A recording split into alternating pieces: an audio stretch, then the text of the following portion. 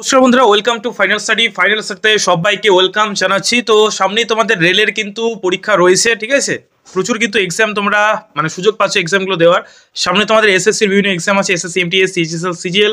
সামনে তোমাদের already form fill up complete এবং এখন হয়তো ডেট বাড়িয়েছে, ঠিক আছে, কিছুদিন। রেলের গ্রুপ ডি, ঠিক আছে। তো এনটিপিসি এবং গ্রুপ ডি মোটামুটি প্রায় একই রকম পরীক্ষা। তো তোমরা যদি ভালো করে প্রিপারেশন নাও, এক প্রিপারেশন কিন্তু দুটো এক্সাম দিতে পারবে, ঠিক আছে।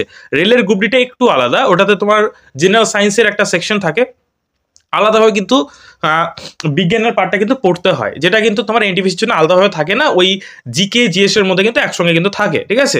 40টা কিন্তু টোটাল মার্ক থাকছে জিএস থেকে, ঠিক আছে। আর বাদ বাকি তোমার 30 করে রিজনিং এবং ম্যাথ, যেটা কিন্তু তোমার গ্রুপ ডিতে 25টা সব কিছুই তোমার থাকছে, ওকে। মানে ম্যাথ, জিআই, জিকে এবং তোমার জিএস অর্থাৎ জেনারেল সায়েন্স, ওকে। তো আজকের এই ক্লাসে তোমাদের আমরা একটা নতুন সিরিজ শুরু করছি, সেটা হচ্ছে আরআরবি এনটিপিসি পিওকিউস। বিগত বছরের জিকে এবং জেনারেল সায়েন্সের প্রশ্ন নিয়ে কিন্তু আমরা আলোচনা করবো। তো অবশ্যই ক্লাসগুলো দেখতে থাকো, ঠিক আছে। আজকে জিকে ক্লাস হবে, পরবর্তী ক্লাসে আমরা ম্যাথ এবং রিজনিং সব রকম ক্লাস আনার চেষ্টা করবো। তো তোমাদের কোন কোন ক্লাস দরকার অবশ্যই তোমরা জানিও, ঠিক আছে। এবং তোমাদের জন্য আমরা একটা স্পেশাল একটা কোর্স লঞ্চ করেছি, যেটা তোমার আরআরবি এনটিপিসি এবং গ্রুপ ডি দুটোকেই কভার করবে। একদম ব্যাচটা সম্পূর্ণ লাইভ হবে, ঠিক আছে। যারা যারা অ্যাডমিশন নিতে চাও আমাদের ব্যাচে, তারা কিন্তু স্ক্রিন যে নাম্বারটা দেখতে পাচ্ছ সেই নাম্বার তোমরা যোগাযোগ করে নিতে পারো, ঠিক আছে। মাত্র ব্যাচের প্রাইসটা বলেই দিই এখানে আমি, ঠিক আছে। অফার প্রাইস চলছে মাত্র 399 টাকা, ঠিক আছে। মাত্র 399 টাকা বিনিময়ে তোমরা কিন্তু এই ব্যাচে অ্যাডমিশন নিতে পারো। এখানে সম্পূর্ণ লাইভ হবে, লাইভ প্লাস রেকর্ডেড, আমাদের নিজস্ব অ্যাপে ক্লাস হবে। বেসিক থেকে অ্যাডভান্স পর্যন্ত প্রত্যেকটা সাবজেক্ট ধরে ধরে প্র্যাকটিস করানো হবে এবং বিগত বছর সব কিছু নিয়ে আলোচনা করা হবে। এবং তোমাদের প্রায় 40টার মতো মক টেস্ট কিন্তু আমরা নেবো, 40টারও বেশি হবে, ঠিক আছে। সব সাবজেক্ট মিলিয়ে 50টার মতো কিন্তু মক টেস্ট তোমাদের নেওয়া হবে। থাকছে তোমাদের extra notes, doubts solving engine, সব কিছু কিন্তু পেয়ে যাচ্ছে এই ব্যাচে। যারা যারা অ্যাডমিশন নিতে চাও, আরআরবি এনটিপিসি এবং গ্রুপ ডি এই দুটোরই এক্সাম একসঙ্গে কিন্তু করানো হবে, 399 টাকা মাত্র, ঠিক আছে। তো তারা কিন্তু অ্যাডমিশন নিতে পারো। তো আজকের ক্লাসটা আমরা শুরু করি। আজকে আরআরবি এনটিপিসি 550টা আমরা টোটাল রেখেছি, আস্তে আস্তে আমরা কিন্তু কমপ্লিট করবো, ঠিক আছে। তো দেখো, প্রথম প্রশ্ন দেখো, অশোক জাতির প্রথম ধর্মগুরু এই উক্তিটি কার? তো এটা হচ্ছে স্মিথ। এগুলো কিন্তু বিগত বছর আসা প্রশ্ন, এগুলো অলরেডি চলে এসেছে, ঠিক আছে।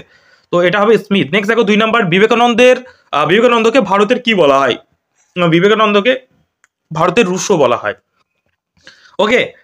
নেক্সট দেখো, ভারতের প্রথম জরুরি অবস্থা ঘোষণা করা হয় কবে, মানে কত সালে, ঠিক আছে, সেটা জানতে চাওয়া হচ্ছে। সেটা হচ্ছে 1962 সালে কিন্তু তোমার জরুরি অবস্থা ঘোষণা করা হয়। নেক্সট 4 নম্বর, ব্রাজিলের সরকারি ভাষা কি?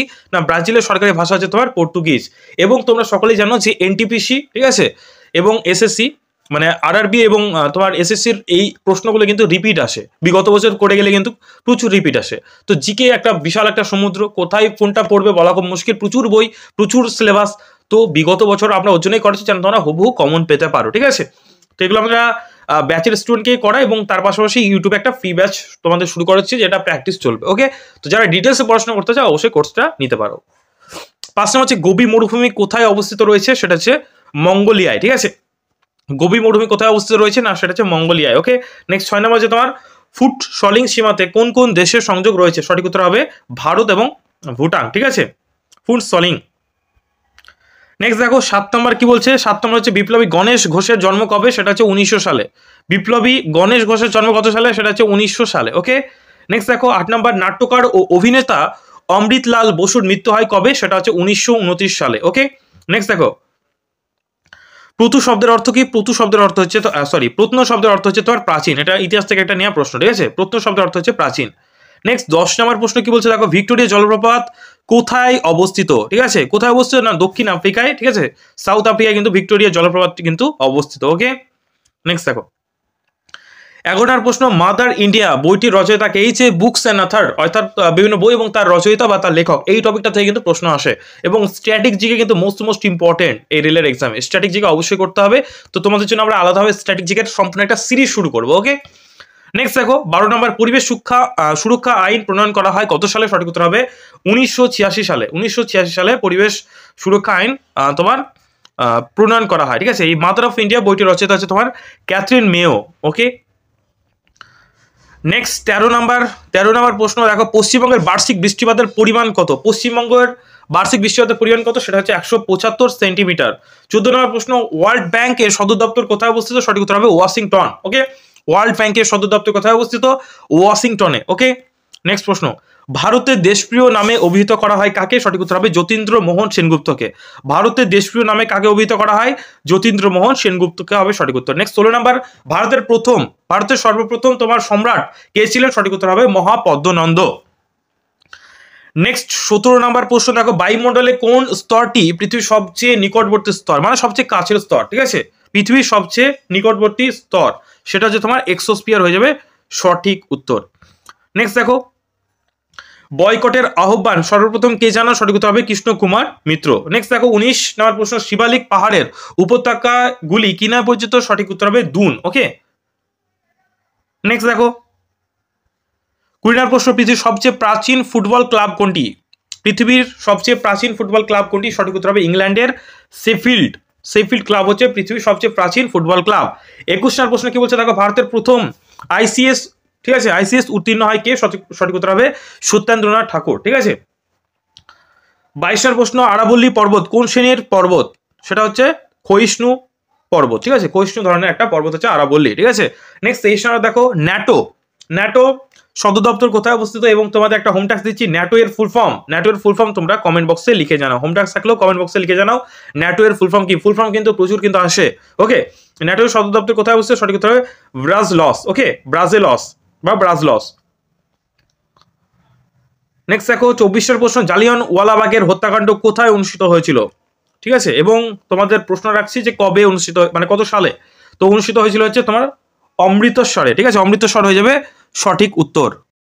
এবার তোমাদের সালটাও কিন্তু জানতে চাওয়া হতে পারে যে এই যে ঘটনাটা এটা কবে হয়েছিল। ঠিক আছে, এইটা হচ্ছে তোমার 1919 সাল। ঠিক আছে, এটা হচ্ছে 1919 সালে। ওকে, নেক্সট দেখো 25 নাম্বার, ভাস্কো দা গামা কবে ভারতে পদার্পণ করেছিল, মানে ভারতে এসেছিলেন? সঠিক উত্তর হবে 1498 সালে। ঠিক আছে, ভাস্কো দা গামা কবে ভারতে পদার্পণ করেছিলেন? সঠিক উত্তর হবে 1498 সাল। নেক্সট দেখো 26, ঔরঙ্গজেবের মৃত্যু হয়েছিল কত খ্রিস্টাব্দে? সঠিক উত্তর হবে 1707 খ্রিস্টাব্দে। ঠিক আছে, নেক্সট 27 নম্বর প্রশ্ন, প্রথম বিশ্বকাপ ক্রিকেট কত সালে অনুষ্ঠিত হয়? সঠিক উত্তর হবে 1975 সালে। কত সালে? 1975 সালে। বীরবল কার ছদ্মনাম? সঠিক উত্তর হবে প্রমোদ চৌধুরী। ছদ্মনাম থেকে কিন্তু ভালো লেভেলে কিন্তু প্রশ্ন আসে। নেক্সট দেখো 29 নম্বর প্রশ্ন কি বলছে, আকাশ কি ধরনের ক্ষেপণাস্ত্র? ভূমি থেকে আকাশে। কি হবে? ভূমি থেকে আকাশে। ওকে, নেক্সট দেখো, রিলায়েন্স প্রতিষ্ঠা ধীরুভাই আম্বানির মৃত্যু হয় কত সালে? মানে রিলায়েন্স, ঠিক আছে, মুকেশ আম্বানির, আশা করি বুঝতে পারছো, প্রতিষ্ঠাতা ধীরুভাই আম্বানি মৃত্যু হয় কত সালে? সঠিক উত্তর হবে 2002 সালে। ওকে, 31, মানে যেটা এখন তোমার রিলায়েন্স জিওর আন্ডারে পড়ছে company. IPL, Indian premier league, ঠিক আছে, চেন্নাই সুপার কিংস দলের বর্তমান কোচ কে? সঠিক উত্তর হবে স্টিফেন ফ্লেমিং। তো এটা তোমার আগে নেওয়া হয়েছিল, এটা কিন্তু আপডেট হবে। তো এই প্রশ্নটা আমি চেঞ্জ করছি। ঠিক আছে, সেই সময়কার মানে জিজ্ঞেস করা হয়েছিল, মানে এটা তো মোটামুটি তোমার 2000 তোমার মানে অনেক প্রিভিয়াস ইয়ারের প্রশ্ন তো। ঠিক আছে, 2000 সালের, মোটামুটি 2019 কি 2000 সালের কিন্তু প্রশ্নটা, ওর জন্য ওটা চেঞ্জ করলাম। 32 হচ্ছে মেঘালয়ের রাজধানী কোথায়? সেটা হচ্ছে শিলং।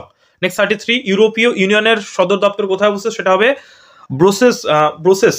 ঠিক আছে, 34, খৈতান ট্রফি কোন খেলার সাথে যুক্ত? সঠিক উত্তর হবে দাবা খেলার সাথে। ঠিক আছে, নেক্সট দেখো 35, সংবিধানের কত নম্বর ধারায় ক্যাবিনেট কথাটির উল্লেখ রয়েছে? সঠিক উত্তর হবে 352 নম্বর ধারায় ক্যাবিনেট কথাটির উল্লেখ রয়েছে। 36, ভারতের পরিকল্পনা কমিশন কত সালে গঠিত হয়েছিল? সঠিক উত্তর হবে 15ই মার্চ।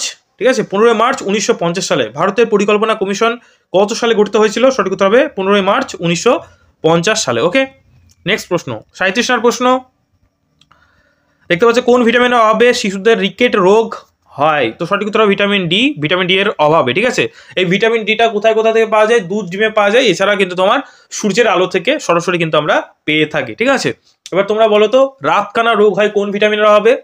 এটা কিন্তু এসেছিল পরীক্ষা। ঠিক আছে, ভিটামিন এ এর অভাবে কিন্তু রাতকানা রোগ হয়। ঠিক আছে, আবার পরীক্ষা আসে স্কারবি রোগ হয় কোন ভিটামিনের অভাবে? সঠিক উত্তর হবে ভিটামিন সি এর অভাবে স্কারবি রোগ হয়। ঠিক আছে, আবার পরীক্ষা আসে যে কোন ভিটামিনের অভাবে তোমার অ্যানিমিয়া বা রক্তাল্পতা রোগটা হয়? তো সঠিক উত্তর ভিটামিন কে। ঠিক আছে, মানে রক্ত ধরে না কোনো জায়গায় কেটে গেল, তাহলে সেইটা যে রক্তটা পড়া সেটা কিন্তু আটকায় ভিটামিন কে। ওকে, এছাড়া প্রশ্ন আসে বেরি রোগ হয় কোন ভিটামিনের অভাবে? সঠিক উত্তর হবে ভিটামিন বি কমপ্লেক্স। ঠিক আছে, ভিটামিন বি কমপ্লেক্স কোথায় পাওয়া যায়? না তোমার বিভিন্ন রকম তোমার পালং শাক, ঢেঁকি ছাটা চাল, ঠিক আছে, ছোলার অঙ্কুরে, এই ধরনের কিন্তু পাওয়া যায়। ওকে, বীজের অঙ্কুরে। 38 মানুষের বৈজ্ঞানিক নাম কি? সঠিক উত্তর হবে হোমো স্যাপিয়েন্স স্যাপিয়েন্স। এই স্যাপিয়েন্স কটা কিন্তু দুবার হবে, ঠিক আছে? Homo sapiens sapiens. নেক্সট দেখো, আবার অনেক সময় প্রশ্ন আসে যে তোমার বিভিন্ন রকম বৈজ্ঞানিক বিভিন্ন নাম রয়েছে, যেমন আমের বৈজ্ঞানিক নাম রয়েছে, সাইন্টিফিক নেম, ঠিক আছে? যেমন ম্যাঙ্গিফেরা ইন্ডিকা, ঠিক আছে? ইলিশের বিজ্ঞানসম্মত নাম রয়েছে, কাতলা মাছের বিজ্ঞানসম্মত নাম রয়েছে, গরুর বিজ্ঞানসম্মত নাম রয়েছে। তো বিভিন্ন রকম প্রাণীর বা বস্তুর বিজ্ঞানসম্মত নাম আছে, অবশ্যই তোমরা একটু দেখে নিও। ওকে, বাংলা সাহিত্যের প্রথম উপন্যাস কোনটি? সঠিক উত্তর হবে প্যারীচাঁদ মিত্রের আলালের ঘরের দুলাল। তাহলে সাহিত্য থেকেও কিন্তু ভালো লেভেলে কিন্তু প্রশ্ন আসছে, তো অবশ্যই কিন্তু তোমাকে পড়ে যেতে হবে। নেক্সট 40 প্রশ্ন দেখো, মানিক বন্দ্যোপাধ্যায়ের লেখা পদ্মা নদীর মাঝি কত সালে প্রকাশিত হয়েছে? সঠিক উত্তর হবে 28 মে 1936 সালে, ঠিক আছে? 28 মে, ঠিক আছে, মে 1936 সালে। ওকে, তো এখানেই শেষ করছি। যারা যারা তোমরা ভিডিওটা দেখছো, ঠিক আছে, অবশ্যই একটা লাইক করে দিও। দেখা হচ্ছে পরের কোনো ভিডিওতে। আর অবশ্যই চ্যানেলটাকে সাবস্ক্রাইব করে নিও। আর যারা যারা কোর্সে অ্যাডমিশন নিতে চাও, অবশ্যই কিন্তু স্ক্রিনে যে নাম্বারটা দেখতে পাচ্ছ সেই নাম্বারে অবশ্যই তোমরা কন্ট্যাক্ট করে নিও, ঠিক আছে? Thank you.